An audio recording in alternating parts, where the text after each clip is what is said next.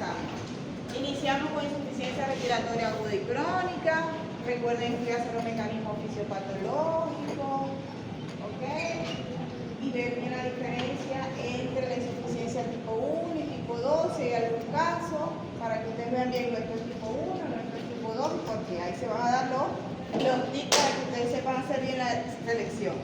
Vimos EPOC, asma, neumonía, tuberculosis, tromboembolismo pulmonar y la clase de lunes que fue derrame pleural y neumotórax. Hasta allí vamos.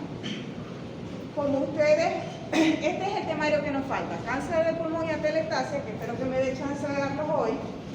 Y para mañana síndrome mediastinal. ¿Mañana? Mañana es viernes, mañana estamos libres. No sé. ¿Mañana? ¿Ah? ¿Hay clase o no hay clase? Usted me dice. De todas maneras, veo que ustedes van a empezar, es el jueves. ¿Por qué te asombras de mañana? Porque no sé, no tenía registrada clase de patología mañana. ¿Ah? Porque, a ver, la duda aquí. Mañana tuvimos planificado terminar. Cualquier eventualidad lo dejamos para el lunes, pero mañana es el plan de terminar. Ajá, entonces, y ustedes aprendieron lo suficiente hasta el momento de neumo. Y vamos a ver cómo están en radiografía. Miren esa radiografía y me dicen, a ver, ¿qué les llama la atención? Si les llama la atención algo, ustedes la ven normal, lo que se les ocurra. No se ve, no estamos blanqueando. ¿Vos la ves normal? Ok, está normal. Entonces, es importante conocer lo que es normal para identificar después lo patológico. Miren que en la lectura de la radiografía siempre debemos tener un orden. Hay escuelas que dicen que vamos de adentro hacia afuera y otras que dicen que de afuera hacia adentro. Independientemente lo que usemos, tiene que ser sistematizado para que no se nos pasen cosas. Por ejemplo, yo siempre olvido piel y parte blanda y la parte ósea, me voy de una vez. No, uno siempre tiene que ver porque a veces tiene, buen día, a veces tiene fractura, ¿okay? A veces tienes alguna infiltración, a veces hay cosas y no las detectamos. Entonces siempre empezamos, vemos si piel y parte blanda y la parte ósea está normal, uno dice está dentro del límite normal. Después nos vamos a los hemidiafragmas. Este es el hemidiafragma, este es el hemidiafragma. Y sus ángulos. Entonces uno dice, los hemidiafragmas están visibles y sus ángulos están libres. Eso quiere decir que está bien. Después, miren, piel y parte blanda, óseo, hemidiafragma, sus ángulos. Después me voy al centro y veo cómo está el corazón. Perfil cardíaco está normal. O hay cardiomegalia. Si es leve, moderada, no, está bien. Entonces digo, perfil cardíaco está dentro de límites normales y yo veo el mediastino. Esto, lo que está entre los dos pulmones, en la totalidad es el mediastino. Yo veo si está normal o si está ensanchado, como vamos a ver mañana. Entonces, ¿ahí cómo está? Está bien. Y después es que yo me voy al pulmón y describo si veo alguna alteración en el parénquima pulmonar. Entonces, repaso. Piel y partes blandas, partes óseas, el diafragma, sus ángulos, perfil cardíaco, mediastino, los ilios, a veces tengo que ver los ilios. ¿El ilio qué es? Donde sale el bronquio y la arteria. Que eso a veces hay ganglios y se están ensanchados. Y uno dice, ay, este hilo no está normal, está patológico. Y lo podemos ver mucho en cáncer. ¿Ok? Y después es que yo veo si hay alguna radiopacidad o no en el parénquima y describo dónde está. ¿Ok? Ahora vean aquí esta radiografía. ¿Qué hay en esa radiografía? Según la lectura que le di, van piel, parte blanda, van la parte ósea si hay algo, ven cómo está el diafragma, ven los ángulos, ven cómo está ese corazón, se fijan en el mediastino y los ilios, y después van al parénquima pulmonar. ¿Qué hay allí? Muy bien, mi amor, ahí hay un neumotórax. Y fíjense cómo se ve la línea de colapso. ¿Sí la están viendo? Se ve una línea de colapso. Entonces aquí veo hipertransparencia y ausencia de la trama broncovascular. Aquí se ve el colapso del pulmón. 20 puntos, por ese ejemplo. ¿Están viendo? ¿Usted lo viste? Entonces ahí yo veo claramente que hay un neumotórax. ¿Y qué hay allí? ¿Un derrame pleural? Hay un derrame pleural. Muy bien, 20 puntos. ¿Y cómo lo describen? Ay, Cuando usted la la radiografía. Entonces la línea de colapso. Ajá. No, ahí no se dice línea de colapso. colapso. Sin embargo, cuando vemos ahorita, vemos que eso también está colapsado. Pero no. A ver, ¿qué les escribió Rosel? Ustedes, uno cada vez que da la clase, uno dice ahí lo repite.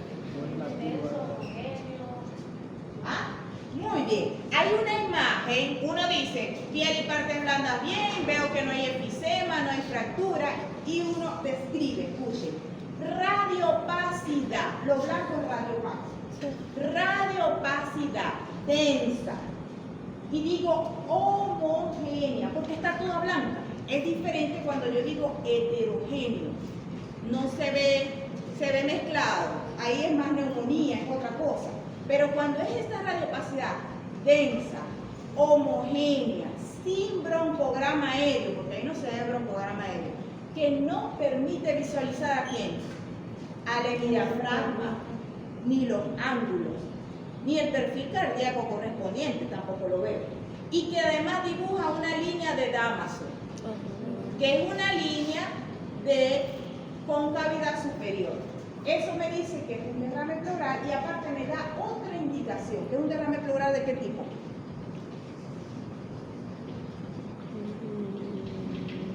A ver, ¿libre o tabicado? Libre. Libre, muy bien. Eso denota que está libre. A diferencia cuando está tabicado, que vemos otro signo, que es el signo del embarazado. Y uno dice, este derrame está tabicado. Cuando eso está libre, yo le puedo colocar un drenaje y se drena todo y resuelve el problema. Pero cuando está tabicado, no. Lo más probable es que hay que operar. Entonces no hay que perder el tiempo haciendo eso, sino llevándolo de una vez a pabellón. Pero ahí no vale la pena llevarlo a pabellón, que hay que drenarlo. ¿Y qué hace con este caso? Para que avancemos.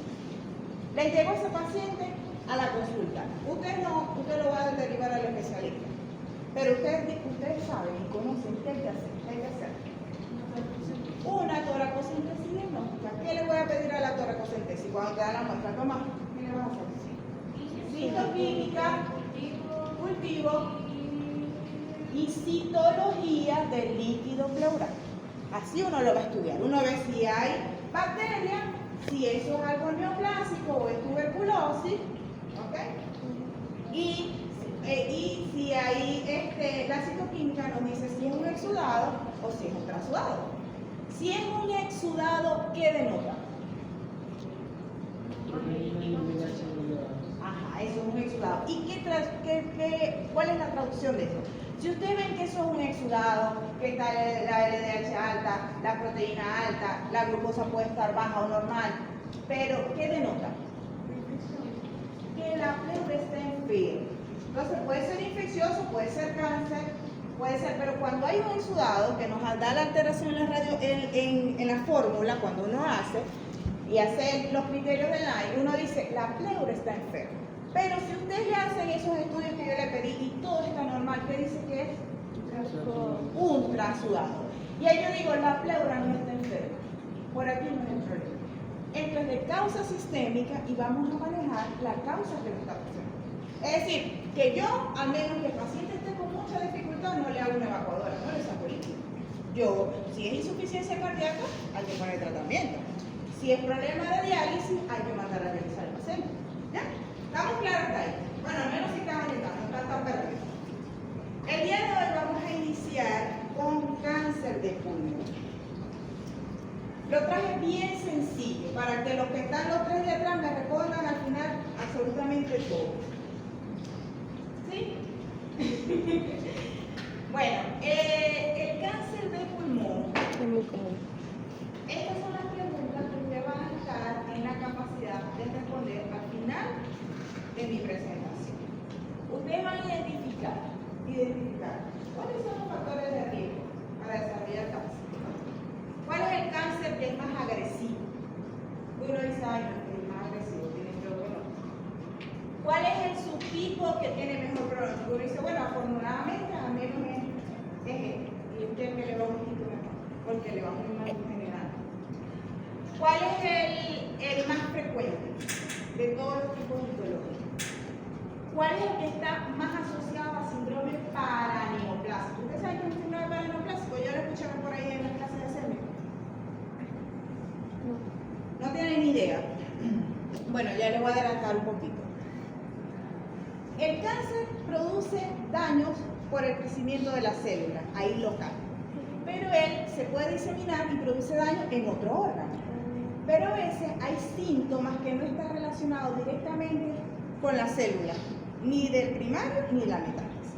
Entonces, ¿qué pasa? Que las células del pulmón producen ciertas hormonas que producen otras alteraciones. Entonces, ustedes ven ciertos síntomas que no se relacionan directamente con el tumor, sino por la producción de ciertas sustancias de esas células que ocasionan. Por ejemplo, un síndrome paraneoplásico puede ser un hipercalcemia. Eso es producto de que está alterado o produciendo paratormona. O un síndrome de secreción inadecuada de la hormona tiroidea, porque producen ciertas sustancias parecidas a esa hormona y ocasionan todos los síntomas de esa enfermedad. Entonces, a eso nos referimos con síndrome paraneoplásico. Son síntomas que no están relacionados directamente con el tumor, pero sí por cosas que producen tumor que va a originar ese síntoma.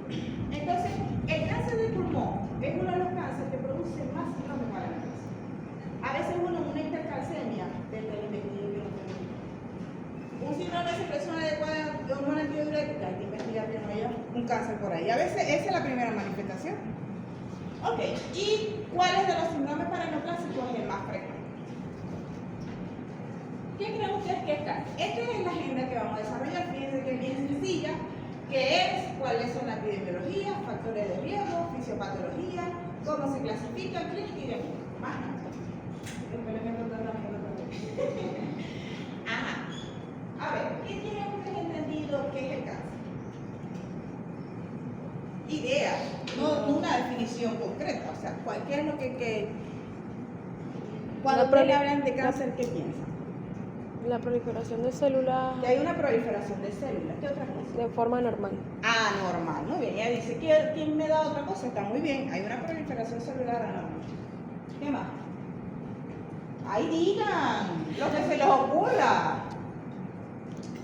El sistema inmune está débil porque los NK no tienen la capacidad de destruir las células cancerígenas.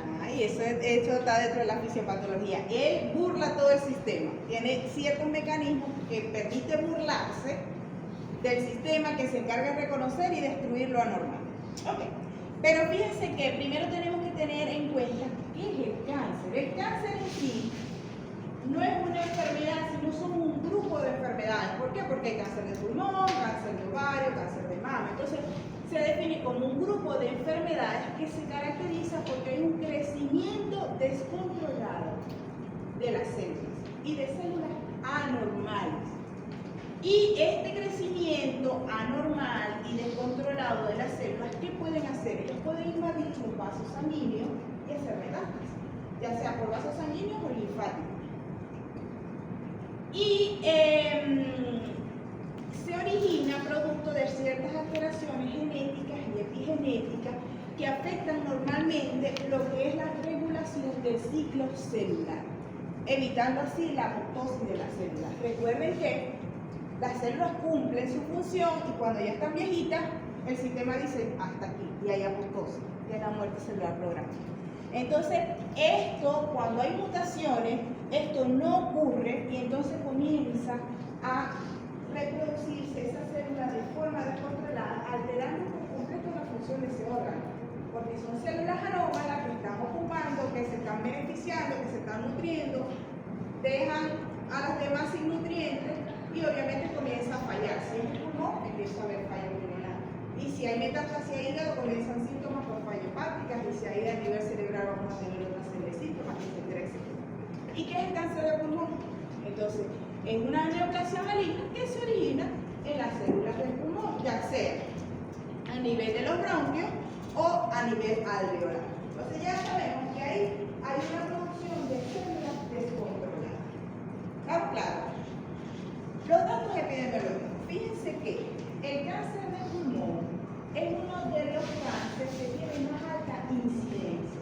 Pero no tanto la incidencia, porque por ejemplo en las mujeres es más frecuente mama y en los hombres más frecuente próstata. Pero la mortalidad, miren, y la incidencia es alta. Ve que yo en estos días llevaba 5 pacientes y los 5, 3 eran sospechosos. Eso es muy alto. Si vos ves 10 pacientes al día y que tengáis 5 con cáncer, eso es demasiado. Y ahorita se está viendo mucho.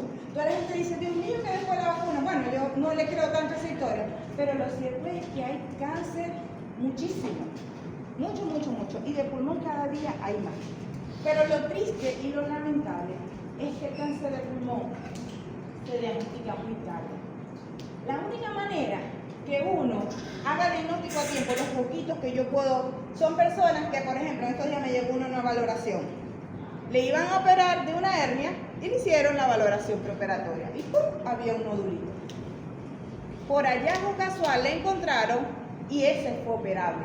Porque no tenía tomado cambios, estaba de pequeño tamaño, no había metástasis. Pero cuando das síntomas y tú va el paciente por síntomas, ya eso está muy avanzado. Ahí toca quimio, ya eso no es operable. Porque lo hacemos tarde. Si él comienza a dar síntomas ya en fases más avanzadas. Y hay uno más agresivo que otro. Entonces es lamentable. Cuando es cáncer de pulmón, yo digo, bueno, mi hijo fe, Dios es grande, no sé qué. Pero la gente muere rapidísimo. Y sobre todo cuando psicológicamente empieza con temor. Un día le dimos el diagnóstico al paciente. El paciente bien, empezó con disnea, asustado, le dijeron tiene cáncer. El lunes que le escribo a la hija que si había ido al oncólogo, doctora, mi papá murió. O sea, él se infartó del mismo estrés pensando la cosa. El señor se infartó. Entonces, es muy rápido. Uno hace diagnóstico, es increíble. Mi tía le hizo el diagnóstico hace poco y no duró ni 3 meses. O sea, es muy rápido. Cuando llega el síntoma, es lamentable. La mortalidad, es más, cuando veo los estudios, yo, bueno, aquí lo nuevo, las nuevas terapias y todo lo demás, la sobrevida, lo más, 5 años. O sea, con un montón de cosas, al que le fue súper bien, espectacular, sobrevida 5 años. Pero cuando nosotros hacemos diagnóstico a tiempo y se extirpa el tumor, ahí es diferente. Por eso es que es importante, uno, la prevención y dos, hacer diagnóstico temprano. Hay que hacer tamizaje, pesquisa de pacientes que tienen riesgo. ¿Vos tenés riesgo? Vamos a hacerle de rutina tomografía. De baja dosis, porque recuerden que tantas radiaciones produce daño, pero hay que hacerlo. Porque esa es la única manera de mejorar la supervivencia de esos pacientes. Dígame cuando ya no es primario, si no es metástasis. Lamentándolo mucho así. Entonces. ¿Y hay unos cánceres de pulmón que las manifestaciones no son exactamente tipo disnea? O sea, el paciente... Fíjense que hay paraneoplásico y la gente tiene secreción inadecuada de hormona antidiurética y tiene un cáncer de pulmón. Por ejemplo, de que el paciente tiene un dolor en el hombro y lo que creen es que es una neuritis intercostal. Y no es neuritis. Y es un cáncer de pulmón. Mira, yo siempre le digo a los pacientes, normalmente el pulmón no duele. Duele cuando está afectada la pleura. Pero un paciente que tiene tos y que tiene dolor, ay, yo una vez pienso en cáncer. Porque cuando hay infiltración de la pleura o cuando hay compresión del pleso, siempre va a haber dolor. O en estos días me pasó con una paciente, que es muy frecuente, yo les puedo decir todos los días de casos de cáncer. Una paciente que dolor, tomografía, ya tenía metástasis ósea y por eso era el dolor. Y lo que tenía era una cosita pequeña. Pero cuando es una cosita pequeña y ya tiene metástasis, yo digo, es el peor, que es el de células pequeñas. Y ahorita lo vamos a ver más adelante. Entonces, su incidencia es alta y su mortalidad es mucho mayor, es muy alta. Es más frecuente en hombres que en mujeres, pero en los últimos años, como la mujer también fuma y se pone, entonces vemos que ha venido en aumento los casos de mujeres. Su principal factor, sin duda, es el tabaco. Y mientras más fume, más. Tanto el activo como el pasivo. No es que ay, yo no fumo, pero es igualito tenemos. Y el riesgo es el tiempo de exposición que ya vamos a ver más adelante. Y obviamente, mientras más edad tiene el paciente, más riesgo de desarrollar cáncer. Es más frecuente en personas mayores de 65 años. Pero como le digo, mientras más nos enfocamos en los factores de riesgo, más temprano se puede desarrollar. Fíjense estos datos de aquí de Venezuela. Miren que el más frecuente en mujeres, mama, y hasta cuello uterino e incidencia, seguido de cáncer de pulmón. Pero miren la mortalidad, o sea, de la incidencia de 11, 10, 9, el 10%. O sea, es muy frecuente, o sea, la incidencia con la mortalidad es muy alta. O sea, casi todo el mundo que lo diagnostica se muere. Un paciente no sé qué le ha pasado, pero le hice el diagnóstico con un adenocarcinoma, que es el de mejor pronóstico, y se fue a Estados Unidos. Lo operaron y le dieron quimioterapia. Y me pasó el video tocando la campanita. Y yo dije, Dios mío, gracias Señor Padre. O sea, el único que le puedo dar testimonio. No sé qué ha pasado porque eso fue hace como 3 3 años y no me recuerdo si hay recidiva o no. Pero de los demás, no les puedo contar alguno que te digo que haya evolucionado tiempo y para nada. Y esta es la incidencia de los hombres. ¿Quién es más frecuente hombre? La próstata. Seguido del pulmón. Pero fíjense que la mortalidad es muy alta, muy alta. Eso quiero que se lo lleven. Y los pronósticos no son buenos. Fíjense que nos dicen que para el 2040 probablemente sea de incidencia el cáncer más frecuente. Esperemos que no. Porque yo veo y les puedo dar testimonios que el cáncer de mama, yo digo, mi amor, fe, confianza positiva va a salir. Y de todo el tipo de cáncer. Pero cuando es cáncer pulmón, mijo, Dios es grande, no sé qué, o sea. De verdad que yo he visto bien de próstata, de mama, de colon, de todos los cánceres. Si se diagnostica a tiempo y sobre todo esto. La mente controla nuestro cuerpo. La fe, o sea, mueve montaña, de verdad que sí. Pero en el pulmón es grave. Ajá, ¿qué otros factores de riesgo tenemos? Ya yo les dije que el principal es el tabaco. Y ustedes tienen que hacer la relación de los cigarros que se fuman y el tiempo que el paciente ha estado fumando. Porque es directamente proporcional. Mientras usted más fuma y dure más tiempo fumando, más es el riesgo. Si tiene un índice paquete de años de más de 40 años, ya es más riesgo. Ya después de 20 paquetes años es alto, pero mucho más alto es cuando es más de 40. Disculpa un momento. ¿Aló?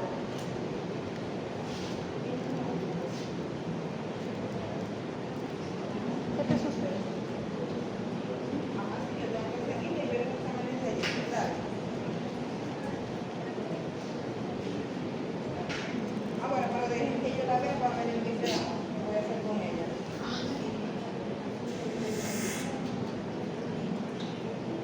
Chévere, pues dale, gracias.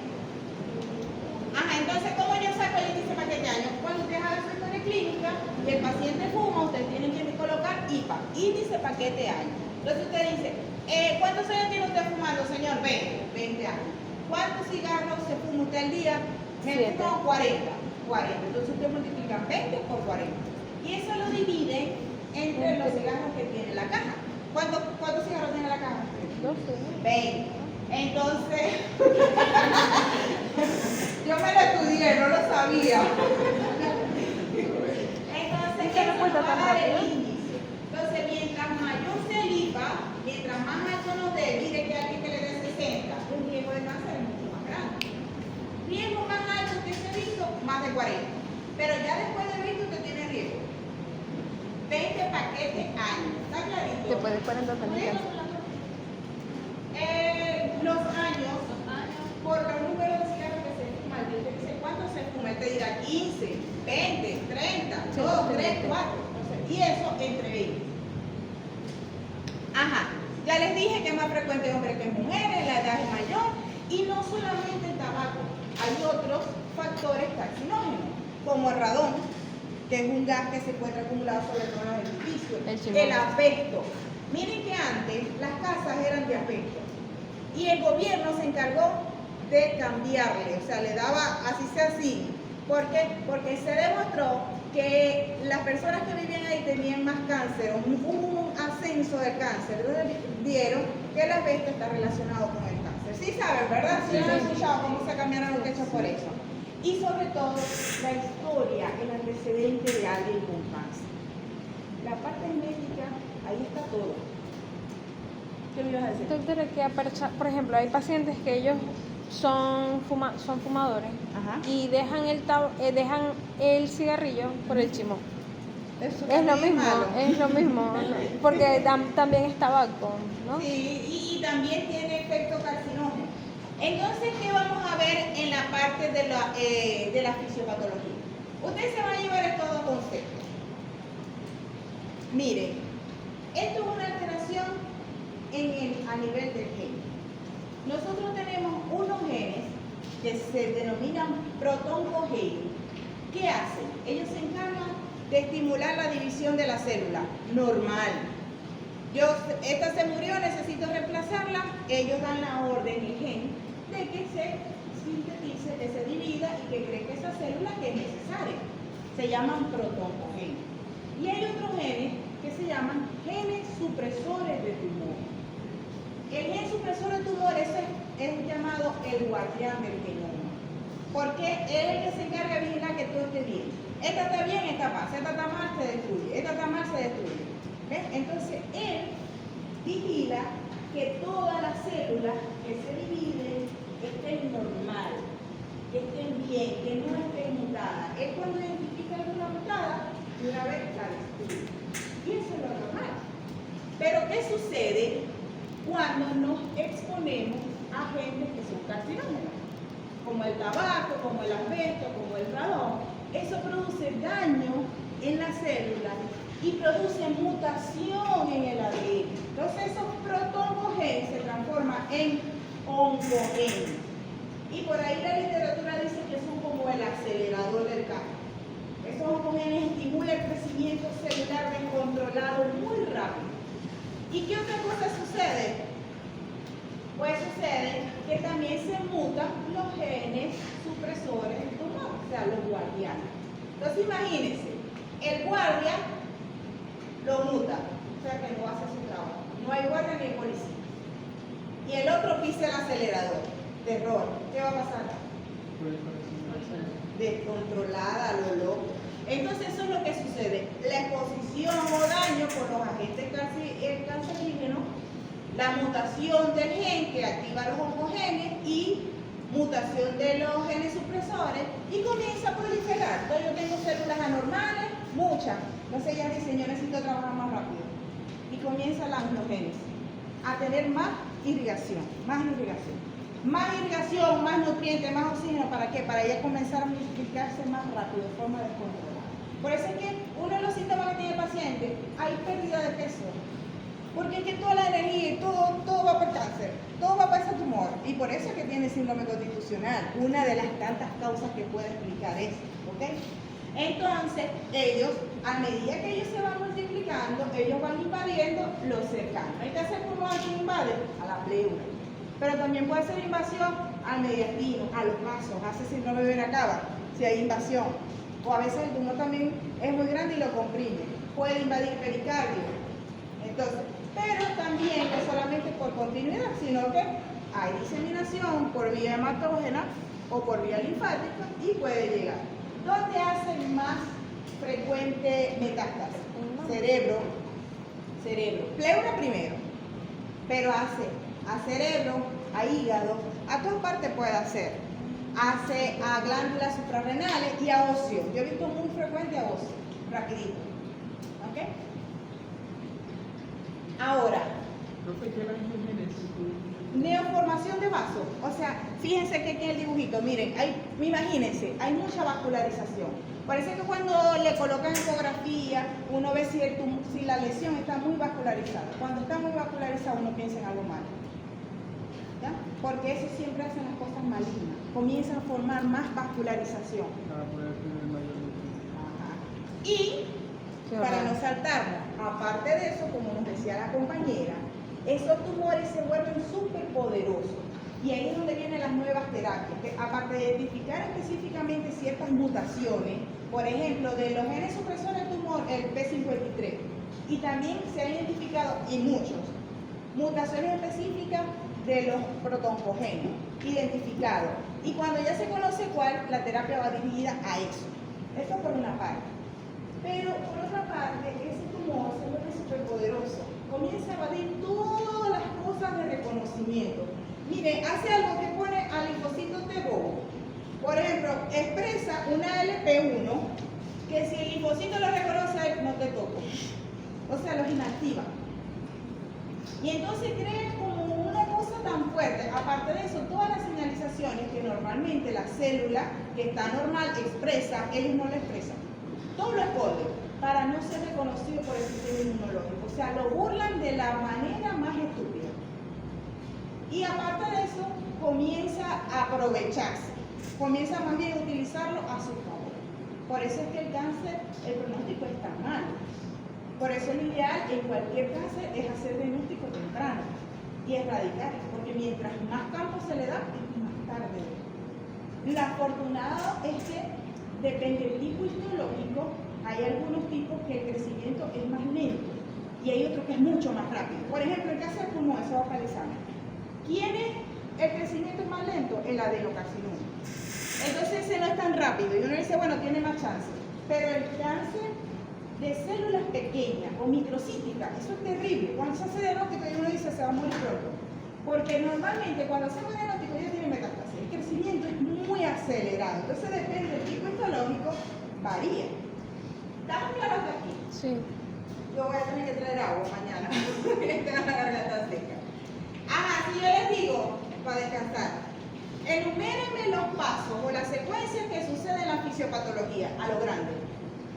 Que empiezan desde que haya la exposición. ¿Qué sucede? Los pasos. Y ahí está. Mutación. Pero para que suceda la mutación, ¿qué tenemos que La tener? exposición al daño. La exposición al factor de riesgo que me dañe el ADN. Después, La mutación. mutación de ciertos genes que me va a favorecer entonces la proliferación Anormal. anormal. Y después que empiezan a proliferarse, ¿qué sucede? La angiogénesis. La angiogénesis y después ¿qué puede suceder? Metástasis. Invasión local o metástasis. Pero todo eso aunado a esos mecanismos que le permiten al tumor hacerse resistente, evitar y evadir todos los mecanismos inmunológicos que lo van a destruir. Ajá, esto es lo que más se va a preguntar en esto. La clasificación del cáncer no es tan compleja como la del estadiaje, que la tengo al final. El cáncer de pulmón se divide de células no pequeñas y de células pequeñas. Células no pequeñas y células pequeñas. ¿Quién es el más frecuente? Afortunadamente el de células no pequeñas. ¿Por qué digo afortunadamente? Porque el de células pequeñas, que es el 15%, es el más agresivo. Si ustedes ven por ahí en tal detalle, este es el más agresivo, el de peor. Este no es suavecito ni nada. Pila, ¿no? En el examen. Pero de estos, de los no pequeños, se subclasifican en adenocarcinoma, carcinoma escamoso y el de celular.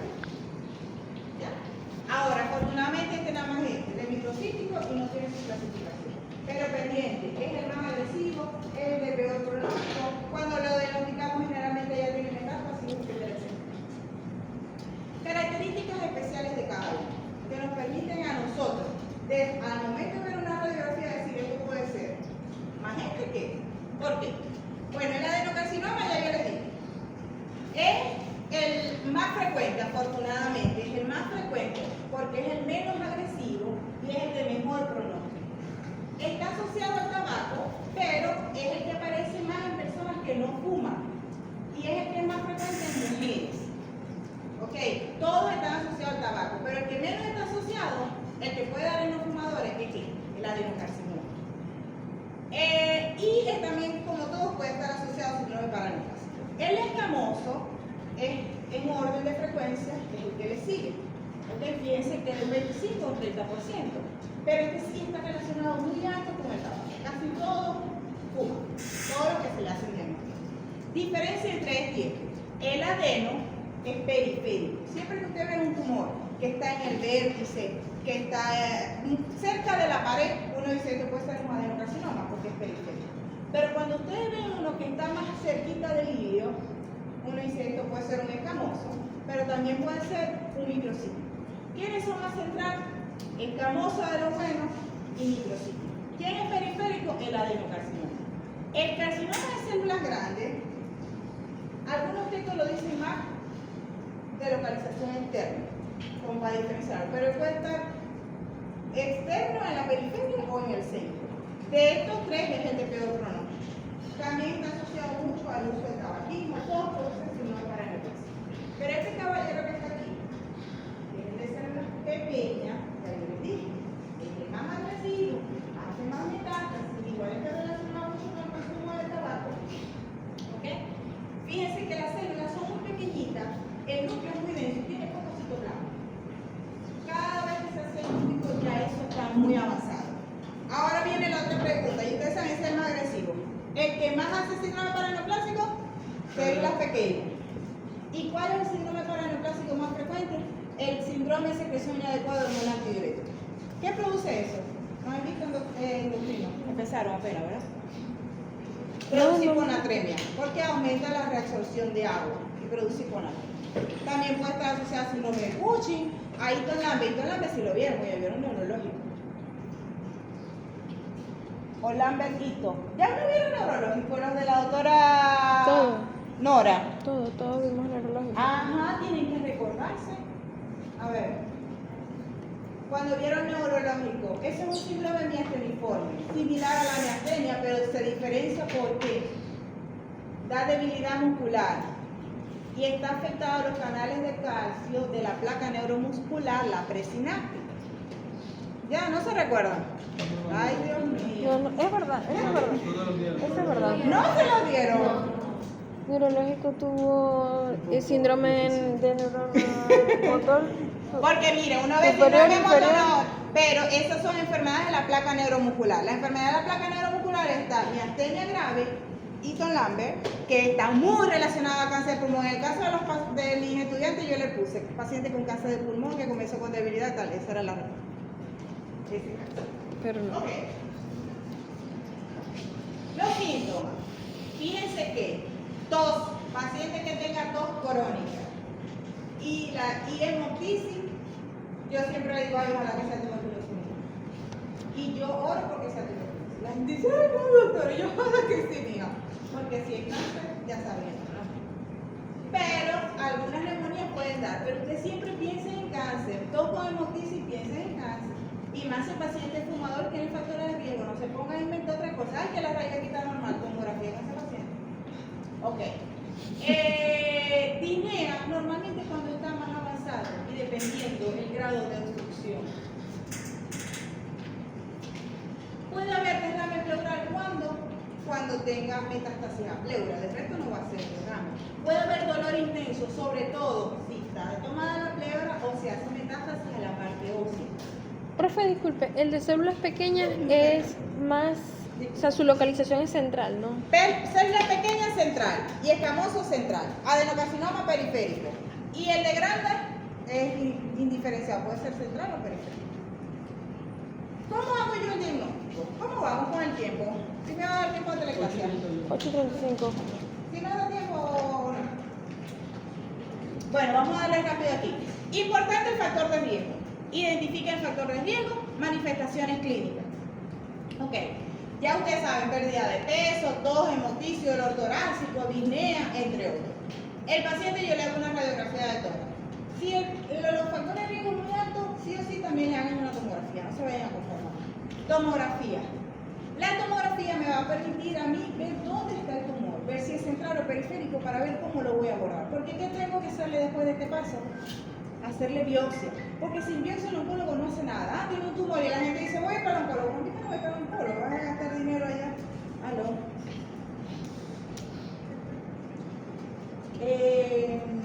Ardilla, ¿dónde está la consulta?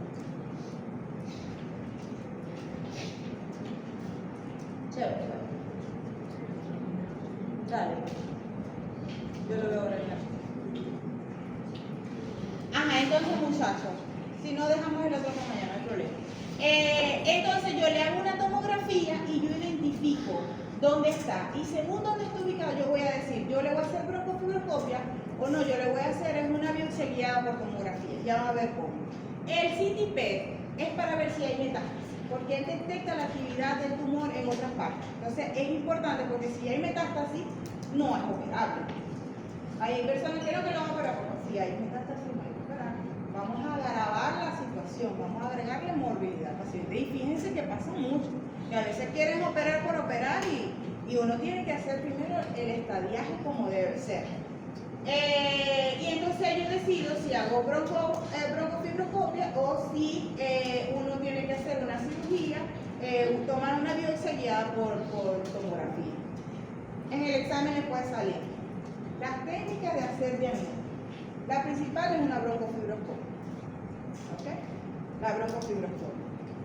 Biopsia pleural, ustedes pueden hacer una biopsia pleural, pero ¿en quién le van a hacer biopsia pleural? ¿A quién? Para hacer diagnóstico de cáncer. ¿Ah? Ajá. ¿Tiene metástasis dónde? En la pleura y tenga derrame pleural, porque si no, ¿cómo le voy a hacer? Entonces sí se puede hacer y a veces hacemos mucho diagnóstico de cáncer a través de una biopsia pleural. Pero ya ahí está el metástasis, eso no es operable tampoco. ¿Ok?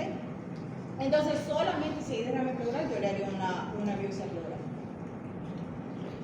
Ajá. Aquí. En el primer caso, fíjense dónde está la lesión. ¿Qué puede ser? ¿Qué tipo de tumor? Adenocarcinoma. Un adenocarcinoma. Fíjense el segundo caso. Mira dónde está la lesión. ¿Qué puede ser?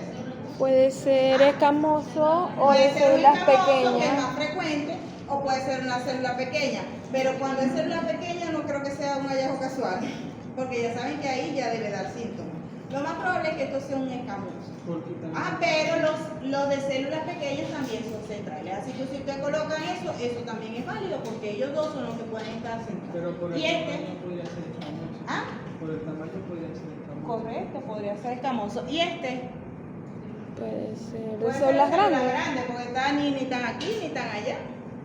Pero, ajá, a esto ustedes que le hacen broncofibroscopia o le hacen una biopsia guiada por tomografía. Una broncofibroscopia es la principal. Sí, es la principal, pero vos tenés que tener claro de que podáis llegar cuando está, si está muy pegadito a la pared, hacerle transbronquial. Porque es difícil cuando vais con el broncofibroscopio llegar hasta el final. Entonces, vos le podés hacer igualito a broncofibroscopia porque no está mal. Pero si vos queréis ser más asertivo y tener más seguridad de que vas a tomar la muestra, porque así no llega el tumor, al menos que hagáis un lavadito y hay algunas células de ahí, que en el lavado broncoalveolar haya células. Pero tenéis que llegar al tumor para poder tomar la biopsia. Ajá, y si tenéis gente que decidís, ¿qué vamos a hacerle? Broncofibroscopia, pues está cerca. Entonces, el que está más central, yo le voy a hacer broncofibroscopia. Ahí no tengo duda, ahí no me va a poner a inventar. Es más, si ustedes le hacen una guía portal, le hacen una emotora. Eso no está pegado a la pared, tiene que estar pegado a la pared. O sea, de células pequeñas que usted dice no se Este- puede hacer por vía. O sea, chiquitico. Esto es adenocarcinoma. Si está muy pegadito a la pared, por biopsia transbronquial. Ya van a ver aquí la imagen. Fíjense que es una broncofibroscopia. Si está central, no hay duda, broncofibroscopia. Todo paciente con sospecha de cáncer, usted le hace una broncofibroscopia y nadie se lo va a criticar, porque eso está mandado. Por eso es el número 1 para hacer diagnóstico. Y fíjense que uno va visualizando toda la vía y donde ve la lesión, toma la muestra. Pero en este caso, fíjense que donde está muy pegadito a la pared. Entonces, cuando está pegado a la pared, es mejor hacerle una biopsia guiada por la tomografía. Usted le hace la tomografía y se hace un truco. Y se toma muestra. Se toman 3, 4 bloquecitos y es más fácil, es más sencillo, es más rápido, poquitos minutos y el paciente y más económico para el paciente. Pero actualmente, la doctora Rosel les debió haber hablado mucho de la ecografía. Sí. Entonces, actualmente, por ecografía, también se hace biopsia. Entonces, con el ecógrafo se detecta y si está pegadito a la pared, mucha gente le hace ecografía y tomografía. ¿Ya? Pero no lo hacen con esto que tienen ahí al lado del tomógrafo, sino que yo vi la tomografía, sé bien dónde está localizada, en qué segmento. Por ejemplo, está en el segmento medio del pulmón derecho, del lóbulo medio, el lateral. Aquí está el medial y el lateral. Está pegadito, entonces yo le voy a hacer una biopsia guiada por ecografía. Ya yo vi la tomografía, ya yo lo identifico exactamente dónde está por el ecógrafo y yo le puedo tomar una biopsia. Y eso es lo que se está haciendo más. El universitario se está haciendo mucho, porque mucha gente es más costoso hacerlo guiado por TAC. Esto es mucho más económico y ha dado igual buenos resultados. Ha sido muy efectivo. Hay muchos estudios que lo validan. Yo creo que nada más me va a dar chance de dar esto. Ya tengo más de una hora ya. No, 43 minutos. 43 minutos. Ajá. El TNM. El TNM es la clasificación para estudiar todo tipo de cáncer, casi todos.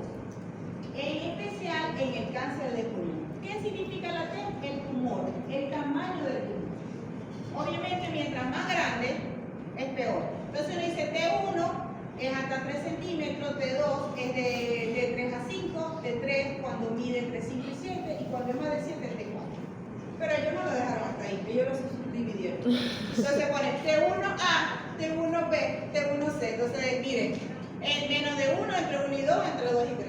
Lo bueno es que es de 1 en 1. Entonces no es tan difícil. Ya cuando está más de 3, ya uno dice T2. Si es más de 5, yo no hice T3. Y si es más de 7, yo no hice T4. Eso es muy difícil.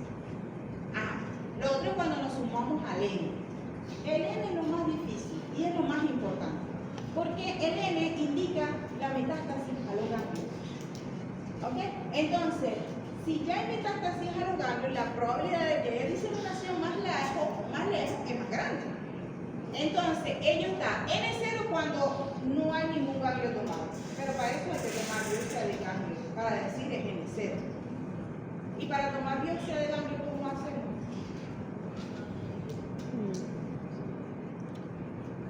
¿Cómo hacemos? Broncoscopia. Allá Con broncoscopia. hay algo que se llama EBUS.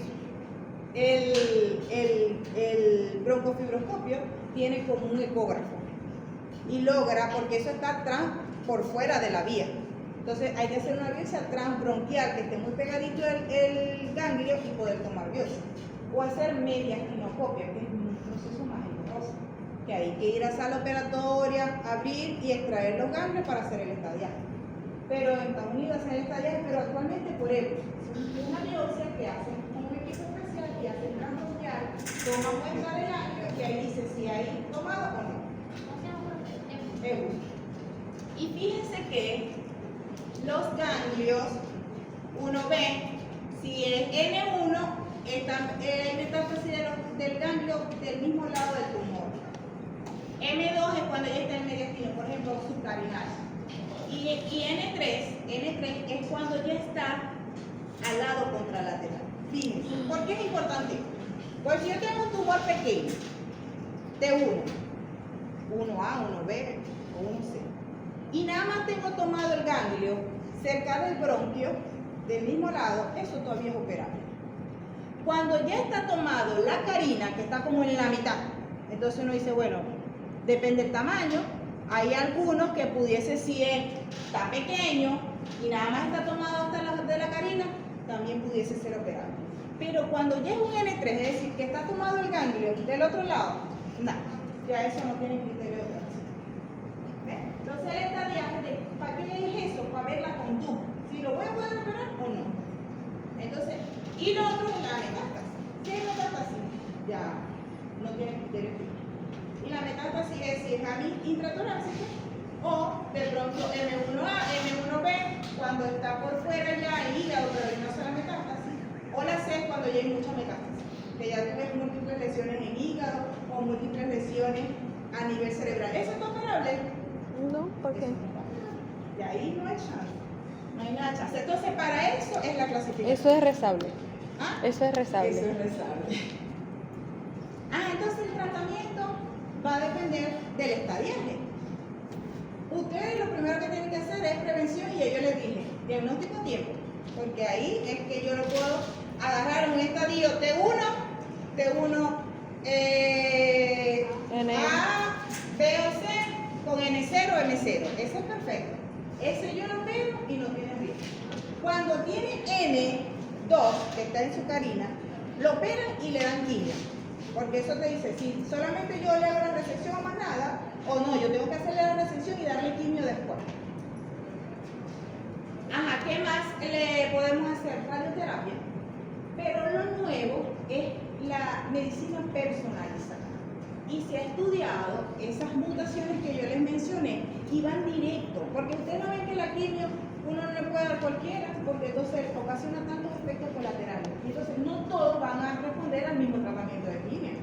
Entonces mientras más personalizada, según la mutación que tenga, pues los efectos van a ser más beneficiosos. Hemos avanzado bastante, pero falta mucho. Espero que alguno de ustedes se anime en estudiar cáncer. Haga estudio porque ahí es donde está el planteamiento de mejorar la supervivencia de nuestros pacientes, consiguiendo nuevas fórmulas, nuevos tratamientos. Esa es la única esperanza. Mientras no avanzamos, no. ¿Qué significan las siglas CPCNP? CPC. Es este carcinoma de células pequeñas y carcinoma de células no pequeñas. Carcinoma de células pequeñas y carcinoma de células no pequeñas. Fíjense que el carcinoma de células pequeñas normalmente no se opera, porque ya saben, le hacemos un diagnóstico tarde. Siempre va a quimioterapia. ¿Okay? Y este más, el carcinoma de células pequeñas no se clasifica como este, es que no da chance. Entonces uno le dice enfermedad limitada o extendida. Extendida ya cuando es metástasis. Ajá, entonces responda las preguntas ahí, pues. La primera pregunta. El tabaquismo, El Asbesto, y la genética, y la predisposición genética de los antecedentes familiares. los antecedentes familiares. ¿Cuál es el cáncer más agresivo? Sin duda. El de células, Duro. el de células pequeñas, El de células pequeñas. ¿Cuál es el de mejor pronóstico? el adenocarcinoma, El adenocarcinoma. ¿Cuál es el más frecuente? el de células grandes, El de células grandes y del subtipo, el adenocarcinoma, adenocarcinoma. ¿Quién es el que da más síndrome paraneplásico? el adenocarcinoma, El carcinoma de células pequeñas. ¿Y cuál es el síndrome paraneplásico más frecuente? la afectación del... El síndrome de secreción inadecuada de hormonas tiroides. Bueno, yo creo que lo vamos a dejar hasta aquí y mañana le daré más rápido con atelectasia.